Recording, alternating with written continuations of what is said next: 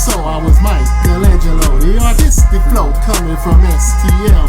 The legendary shows, I knew I'd be a star, but little did I know it wouldn't be from bars. See, that's the big league, the radar online. I wasn't the undefeated, but I still was gon' shine. I took a few L's, took them shots like Pop, but then I got my weight up like Jason Whitlock. Pivot like Brian Clark, skipping Bailey, Shannon Sharp. Don't have to scream like Stephen A to get my point across. Climb Jamel Hills, won carry championships. They were quick to pull the gun, hoping Rob would quit. But 15 years later, Rob's still the shit. Rob's still legit.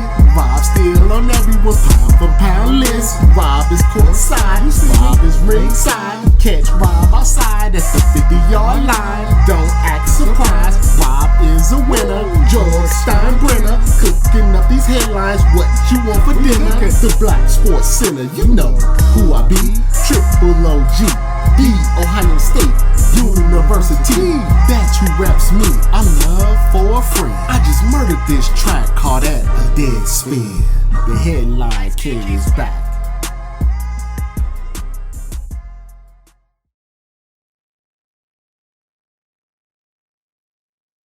Did you know that if Draymond Green would have listened to me, the Warriors would not be known for blowing a 3-1 lead in the finals and probably would have went down as the greatest NBA team of all time if Draymond Green would have listened to your boy. Headlines with Robert Littal. You probably said to yourself, Rob, how? How could they had avoided blowing a 3-1 lead because of little old you? Well, let me tell you a quick story. It was game 1 of that NBA Finals. You probably don't even remember this, but in game 1 of that NBA Finals, Draymond Green almost karate kicked Kyrie Irving in the head. Missed him by zoop, that much. Almost kicked him in the head. This is after Draymond had avoided a suspension for kicking Steven Adams in the nuts, which allowed the Warriors to come back from a 3-1 deficit of their own against the Thunder. So in that game 1, after they beat the Cavs, I asked Draymond, was he a little concerned and if he would play a little bit differently because the eyes of the NBA is on him, and maybe, just maybe, be a little more careful of where he put his feet at. Draymond, being Draymond, asked me if I thought that he tried to kick Kyrie on purpose. I, in turn, said no. But should you still be aware that the NBA is looking at you real close, and maybe you should keep your legs on the ground?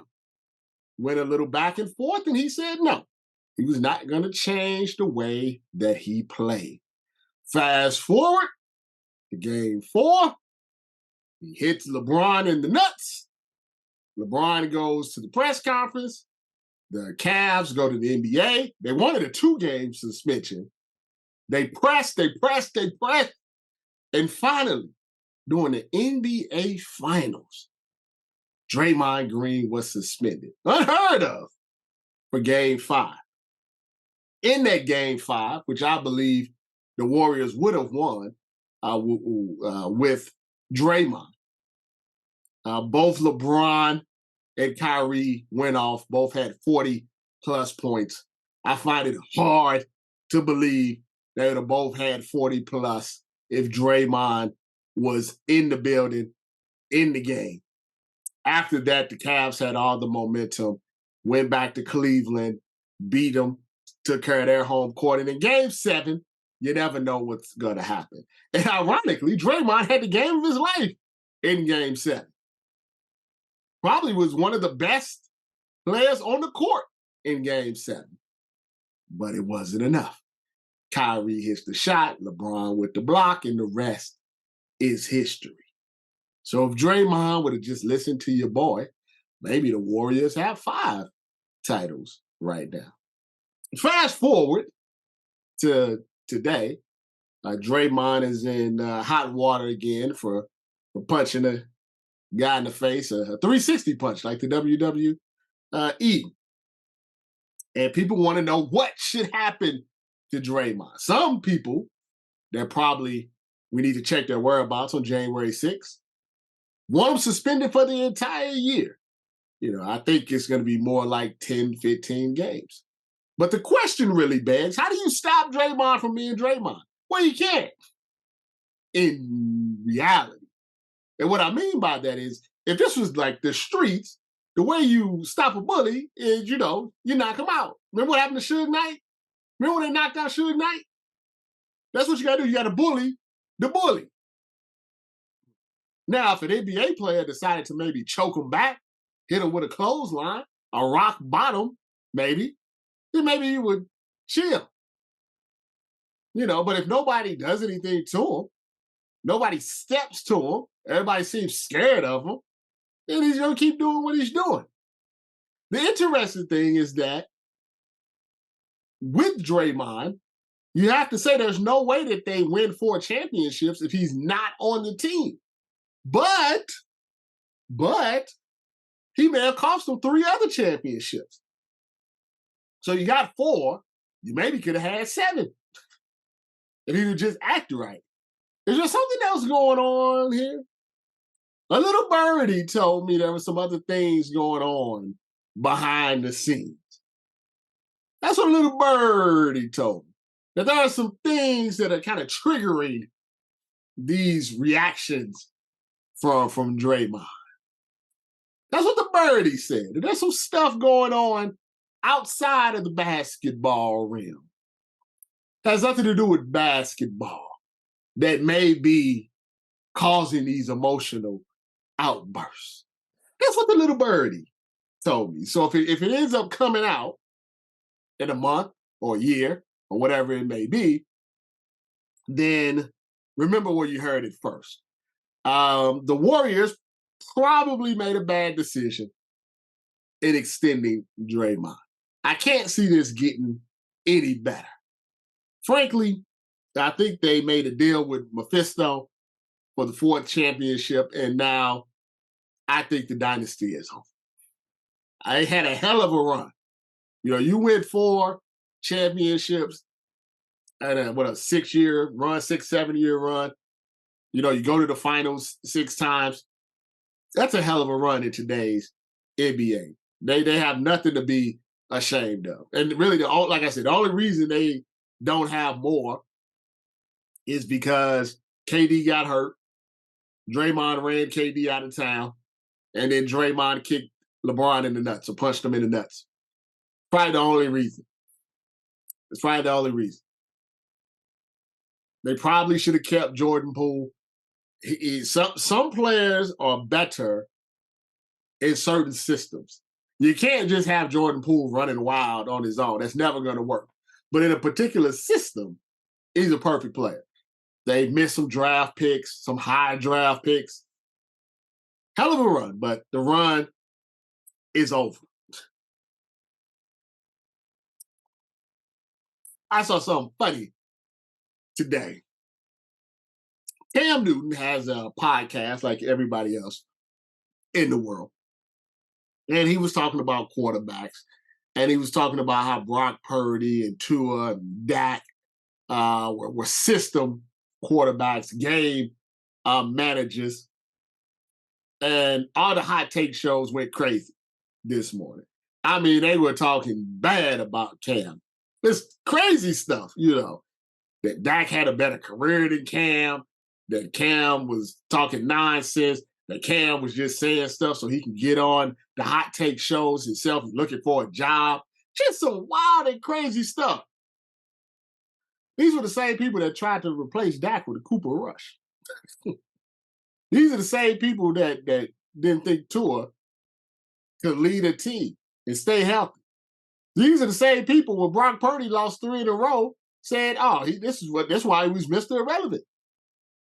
As a hot taker, You cannot get mad at somebody else that has a hot take. You can't judge. That's like a hooker. That's like a hooker judging the OnlyFans model. She on the corner, she on a laptop. It's the same thing. Imagine the OnlyFans model talking about looking down on the prostitute. It's the same. What are you doing? They've been laughing. I can't believe Cam said that. Do you listen to the things that you say every single day? And it's funny, they ignored a lot about the Purdy and they ignored a lot about Tua and whoever else he said. They went straight to Dak. You know why? Because Stephen A told us. Well, you talk about the Cowboys, that's better than talking about Josh Allen. The Cowboys, let's talk about the Cowboys. It was hilarious to me. It reminded me of their episode of Seinfeld, where George gets the hair transplant. And they hook him up with some girl after he gets the hair transplant. And then George is like, I can't talk to her. She's bald. And Elaine's like, you're bald. You can't, just because you got a hair transplant, that doesn't mean you're not bald. Come on, man. Come on now. Let's not be like this. Let's not. Look, I understand. Hot takes in business right now. Hot takes in business. Stealing headlines in business. I saw a head, was it the New York Times or it was something, some publication that I'm sure would have laughed at BSO 10 years ago. And the headline was Master P's sons make him go, as he scores 89 points on high school or something. So, okay. All right. This is what we're doing right now. I should be suing everybody for copyright infringement. They say flattery, what is it? Flattery is the imitation is the best form of flattery. Yeah, okay. All right. Okay. I remember I got an alert from ESPN. I think I might. Did I screenshot it? I might have screenshotted it. I don't know. Because I looked at it. And what was it? No, that's not it. I don't think I screenshotted it. Oh, I should have screenshotted it because it was pissing me off. Whatever it was there was an alert while I was watching something else, and it was on ESPN, and it said such and such stand on business, but it was stand on business, not stand on business. I said these people don't lost their mind. I'm suing for copyright infringement. They even turned on Pat Mahomes there. They turned on Patrick Mahomes. I don't care who you are. The hot takers will turn on you sooner or later. Even Patrick Mahomes. They just be waiting. They can wait, Patrick Mahomes.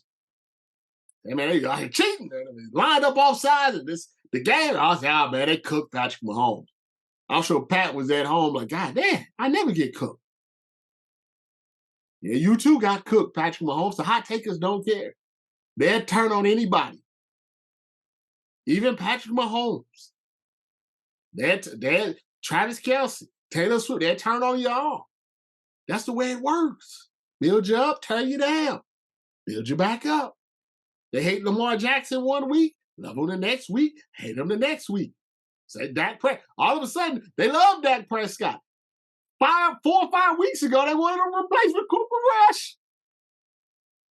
Now they love Dak Prescott. Now all of a sudden, Dak Prescott had a better career than Cam Newton, who went to the Super Bowl with an MVP, All-Pro, with Ted Ginn as his number 1 receiver. Now they love Dak. They be waiting on you. They be waiting on you. This high C orange from McDonald's has always been legendary. Forever legendary. Before I get out of here, I got to talk about Kang the Conqueror, Jonathan Majors.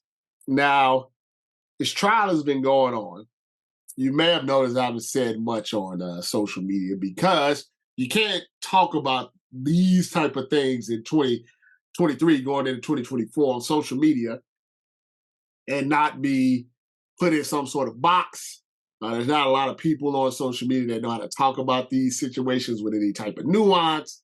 Whatever side you on is an extreme side. You don't look at the evidence the proper way. So it's just best not to say anything and go about your day if you're having a good day.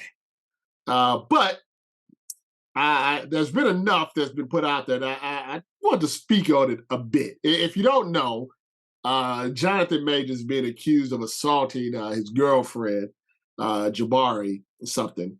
I don't know if that's a first name or a last name. I think it's a last name.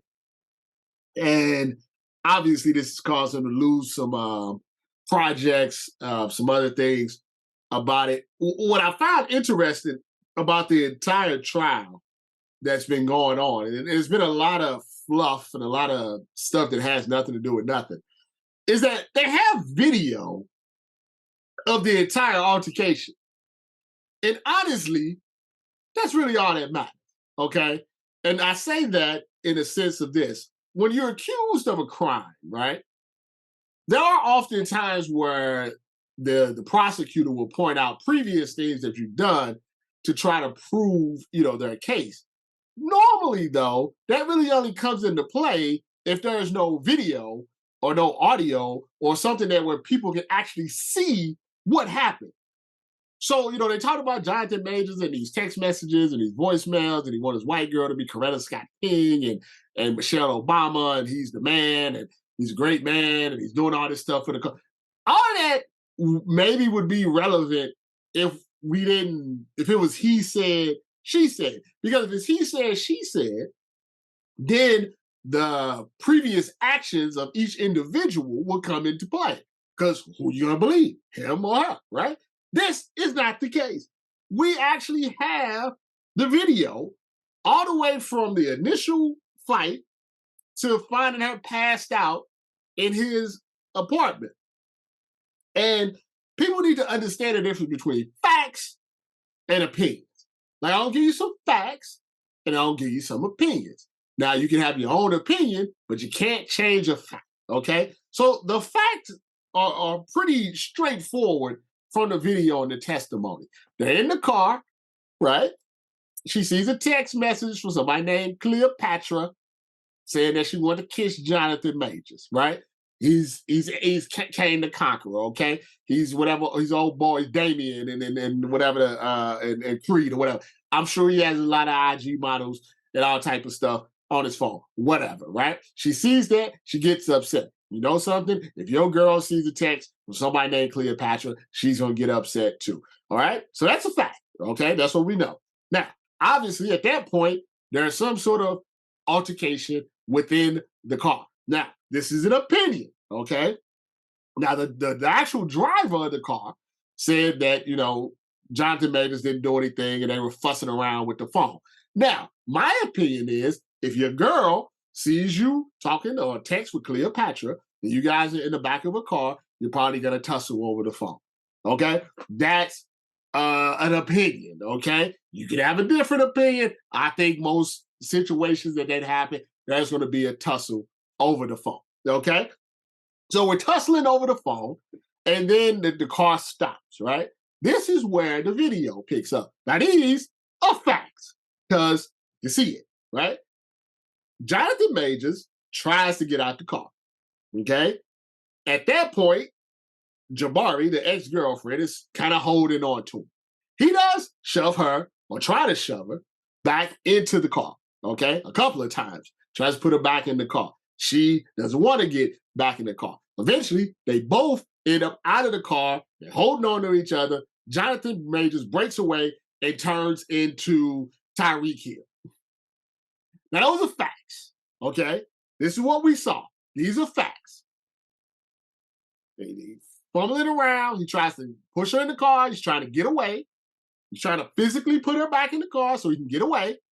She doesn't want him to get away. They tussle a little bit on the street. He takes off like Tyreek Hill, and she's chasing him. Not very well. She needs to work on her cardio. So he's running through the streets about 5-6 blocks, and she's chasing them 5-6 blocks, full sprint. Okay, those are facts. Now, common sense. All right. Once again, opinion, but you tell me. If you get into a fight with your girl in a car and you try to get out and she's trying to hold you back, how would you handle that? You keep pulling or you're pushing? What are you doing? I'm just asking, right? I try to get away from this person who's upset because she thinks I'm cheating. I'm trying to get away. She's trying to hold on. Okay. You push her back in the car. You keep pulling, you're pushing. Is that assault? I'm just asking the question. These are opinions. This is your opinion. Is that enough for assault? Because there's nothing else in the videos that was any type of assault. That's it. Him pushing her back in the car after she thought that she caught him cheating. That is quote unquote where the assault took place. That's where he hit her in the head, he broke her finger or whatever it may be, cut her neck or whatever. That's the quote unquote assault.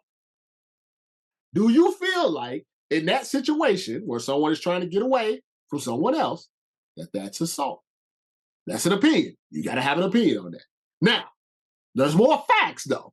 After he runs away and finally gets away, she goes to the club with his credit card, which I think is kind of crazy, but whatever. She's at the club. She dancing, she drinking, she doing her moves and stuff. You know, she's paying for the bottles and everything. She's hugging people. She's on her phone and everything with the broken hand and all of this stuff. You know, she hitting his shoulder lead and she doing all of this stuff, getting drunk. Somehow or another, these are also facts. She gets back into his house. She's in a closet, passed out. Jonathan Majors thinks she's maybe dead, calls 911. I think that's a big fact. Jonathan Majors called 911. If Jonathan Majors doesn't call 911, maybe none of this ever happens. If he just let us sit there, you know, and didn't care about it and walked out, maybe none of this even happened. At that point, when the cops come there, you know, we get the tears and he did this and he did that. Jonathan Majors was there the whole time. Put a jacket on because she's half naked and stuff like this. Those are facts. Those are facts. Jonathan Majors should be the Flash. That brother can run. You know, I know he was doing a lot of that work for Creed, but my God, he took off. At least a 4.740. 4.740. I don't know if he can come back for this. I don't. The text messages look bad. Some of the obviously toxic relationship looks bad. People don't care about facts. They care about sensationalism. It's very interesting if you look on social media how certain people describe what's evidence that's out there. That's why they pointed out, you know, the little altercation where they're pushing each other back and forth in the car. Didn't mention that the girl chased them for 5 blocks. Left that part out of their tweet. But I don't know. I think he's going to be found not guilty. I'm pretty sure of that. But in the court of public opinion and the court of 2023, I don't know if he's going to be able to survive this, at least from an MCU perspective. I think in a couple of years, you do a couple of independent projects, he'll be perfectly, you know, fine after that. I think he's going to be found not guilty just based off the evidence. But I don't know if he's going to survive the MCU. He's going to have to take some time off. What's interesting, black men don't get a redemption tour. You know, go read some of the stuff Robert Downey Jr. did before he became Iron Man. Yeah, black men don't get a redemption tour. And even if a black man is found not guilty, the accusation in of itself from a white woman is going to carry with him, you know, for a long time, even if he's found not guilty. I mean, normally, if there's video of a woman chasing you, you don't get charged with assault. I mean, it'd be different if the video showed him like actually striking her or punching her, kicking her, and then running away. He's just trying to get away from her. He pushed her back in there because she was trying to keep a hold of him. It's a natural reaction that pretty much anybody would have when someone is trying to pull you back into a vehicle that you don't want to be in. And then you see somebody chase somebody for 5 blocks, and you see that same person on video hit the club and not showing any of the signs of injury that they claim that they have. 99% of people not named Jonathan Majors that is not a black actor or a black athlete would not have been charged. If this was just, hell, even a regular black person probably wouldn't have been charged with this. You had to be a black actor, somebody black and famous, to be charged with this. Can you imagine if this was the other way around? Jed, just look at it from that perspective. Look at it as a man saw something on a woman's phone in the car, got upset. She tries to get out the car. She pushes him back in the car. They get out the car. They're still tussling. She runs away. He chases her for 5 blocks. And they charge the woman with assault. Yeah. I think you know the answer to that. Follow me on Twitter, BSO. Facebook, Black Sports Online. TikTok, Robert Littal, BSO. Instagram, BSO TV. Along with the YouTube. Almost, what is it? What's today? 13? 12 days before Christmas. I hope you're having a happy holiday. Go see some lights with your family. It'll do you some good.